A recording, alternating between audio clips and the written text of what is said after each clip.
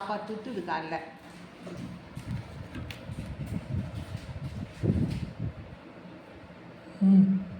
Welcome to VS ma'am channel. VS ma'am channel subscribe பண்ணாதவங்க subscribe பண்ணிக்கோங்க. கூடவே இருக்கிற பெல் பட்டனை கிளிக் பண்ணிக்கோங்க. இன்றைக்கி திருநெல்வேலி போண்டா செய்கிறதுக்காக பட்டாணி பயிர் ஊற வச்சுருக்கிறேன். பட்டாணி பயிர்னால் கடையில் கேட்டால் தருவாங்க. மளிகை கடையில், பெரிய பெரிய மளிகை கடையில் தான் இருக்கும். இது சின்ன மளிகை கடையிலலாம் இருக்காது. கடலை பயிர் மாதிரியே இருக்கும். ஆனால் அது கலர் வேறு, இது கலர் வேறு. பட்டாணி பயிருன்னு கேளுங்க, தருவாங்க. அதுக்கு இப்போ 1/4 கிலோ பட்டாணி பயிர் எடுத்துருக்குறேன். ஒரு 3 ஸ்பூனு உளுந்து எடுத்துருக்குறேன். அப்படி இருந்தால் தான் கிரிப்ஸியாக இருக்கும் அந்த போண்டா. திருநெல்வேலி போண்டா செய்கிறதுக்கு கிரிப்ஸியாக இருக்கிறதுக்கு இப்படி ஊற வச்சா தான். உளுந்து அதிகமாக ஆகிடுதுன்னா அது போண்டாவாக இருக்காது, அது உளுந்தம் போண்டா மாதிரி வந்துடும். அதனால் இதை ஊற வச்சுருக்கிறேன். இது ஒரு 4 மணி நேரம் ஊறிடுதுங்க. ஏன்னா அந்த கடலைப்பயிர் மாதிரி சீக்கிரம் ஊறாது. இது பட்டாணி பயிர் கொஞ்சம் நேரம் எடுத்துக்கும். அதுக்காக தான் இதை கொஞ்சம் வேலையோட ஊற வச்சுருக்கிறேன். 4 மணி நேரம் ஆகிடுது. இப்போ கிரைண்டரில் போடுறேன். கிரைண்டரில் தான் போடணும். நீங்கள் மிக்சியில் போட்டுரு போகிறீங்க. மிக்சியில் போட்டாக்கா அது அவ்வளோ நல்லா மையாதுங்க. கிரைண்டரில் கொஞ்சம் ஊற வச்சா கூட கிரைண்டரில் போடுங்க. அப்போ தான் அந்த மாவு ஒப்பா மையம். நான் இப்போ கிரைண்டரில் போட்டு அரைச்சிக்கின்னு வந்துடுறேன்.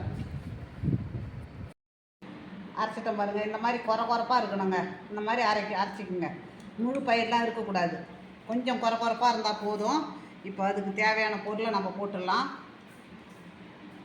வெங்காயம் மீடியம் சைஸ் வெங்காயம் 2. உங்கள் காரத்துக்கு தகுந்த மாதிரி பச்சை மிளகா போட்டுக்கோங்க. நான் ஒரு 3 மிளகா தான் போட்டிருக்கிறேன். உங்கள் காரம் எப்படியோ அப்படி நீங்கள் போட்டுக்கோங்க. இப்போ பூண்டு, அப்படியே பச்சை பூண்டு 2 பூண்டை மீடியமாக சின்ன பூண்டாக எடுத்து தட்டி வச்சுருக்கிறேன். அதே மாதிரி இஞ்சி ஒரு சின்ன சைஸ் ஒரு துண்டு, அதையும் தட்டி வச்சுருக்கிறேன். கறிவேப்பிலை, கொத்தமல்லி தழை. இப்போ இதுக்கு தேவையான உப்புலாம் அதிகம் கேட்காது. மாவு பொருள்லாம் எப்பவுமே உப்பு அதிகமாக போடக்கூடாதுங்க. இப்போது ஜீரகம்,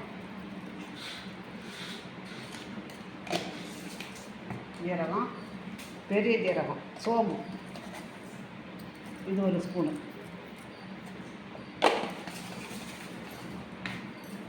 இப்போ பெருங்காயம்,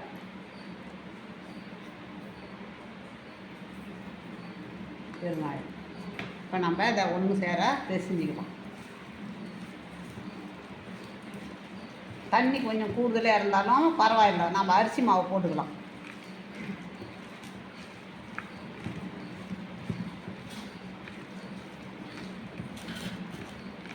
ஐயோ தண்ணியாக இருக்குதுன்னு பயப்பட வேணாம்.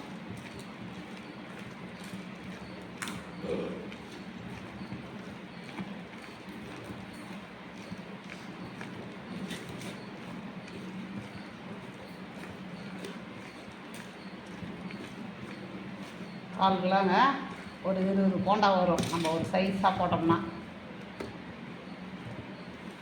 சத்தும் கூட, உடம்புக்கு அவ்வளோ எத்தையும் கூட. பட்டாணி பயிர் நம்ம கடலை பருப்பை விட இது உடம்புக்கு அவ்வளவும் நல்லதுங்க.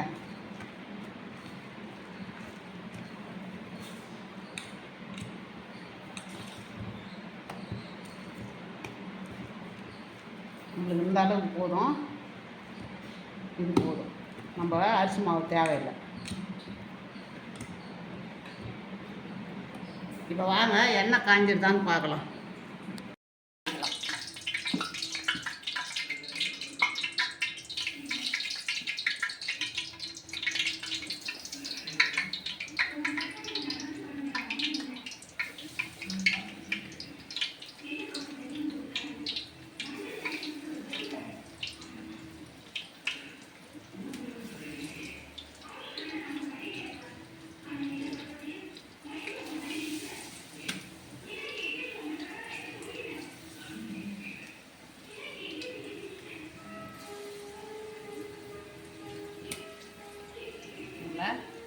அழகாக இதே மாதிரி போட்டு எடுத்து பசங்க ஸ்கூல்லேருந்து வந்த உடனே இது மாதிரி ஹெல்த்தியான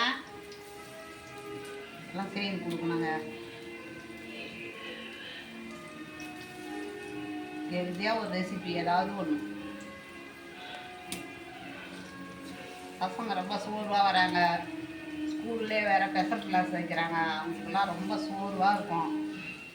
இது ரொம்ப ரொம்ப சத்து, நிறைய சத்து நிறைஞ்சிருங்க இது.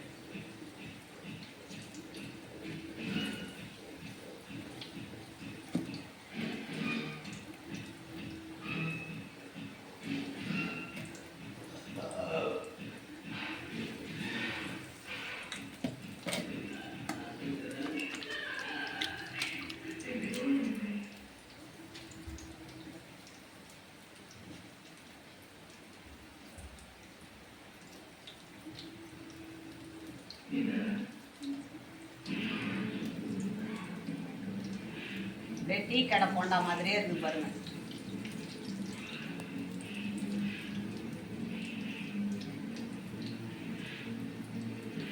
இதுக்கு பேக்கிங் சோடாலாம் எதுவுமே வேணாம்.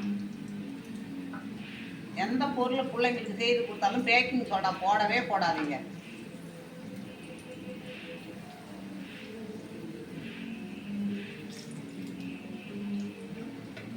நம்ம அப்படியே ஒரிஜினலாகவே செய்து கொடுத்தா உடம்புக்கு ஹெல்த்துக்கு அவ்வளோ நல்லது.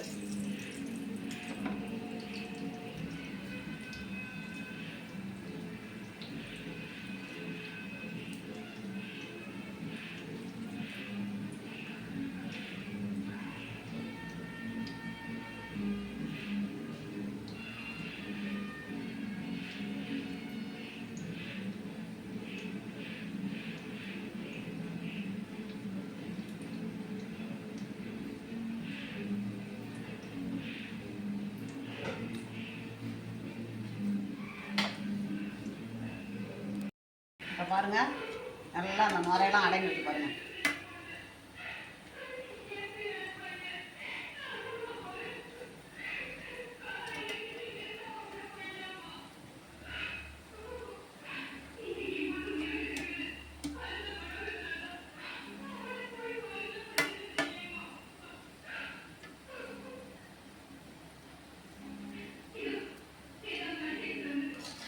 எடுத்துடலாங்க.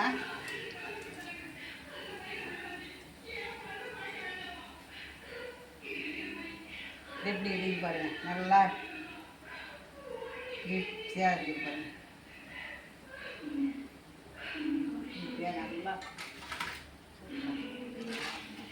இந்த மாதிரி திருப்தியாக இருக்கணும். இந்த மாதிரி தான் மாவு கொஞ்சம் தண்ணி விட்டுருச்சுன்னா நீங்கள் கவலைப்பட வேணாம். கொஞ்சமாக அரிசி மாவு போட்டால் சரியாக போயிடும்.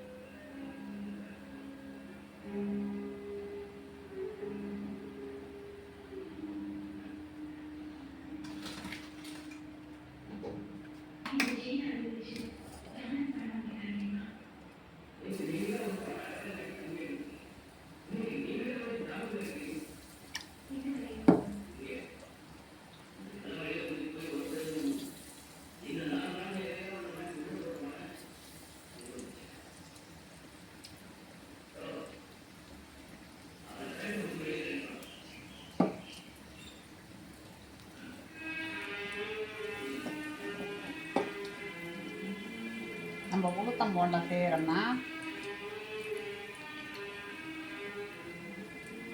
அது வந்து மேலே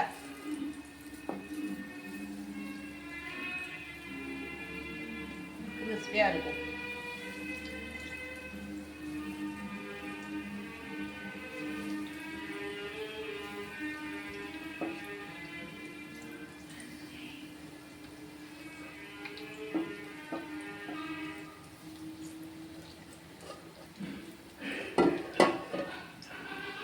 அதை எடுத்து வந்துடுறேங்க போட்டு. திருநெல்வேலி போண்டா ரெடி ஆகிடுச்சுங்க.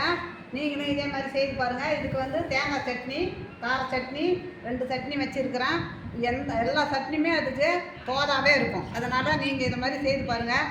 உங்களுக்கு பிடிச்சிருந்ததுன்னா எனக்கு கமெண்டில் சொல்லுங்கள், லைக் பண்ணுங்கள், சப்ஸ்கிரைப் பண்ணுங்கள்.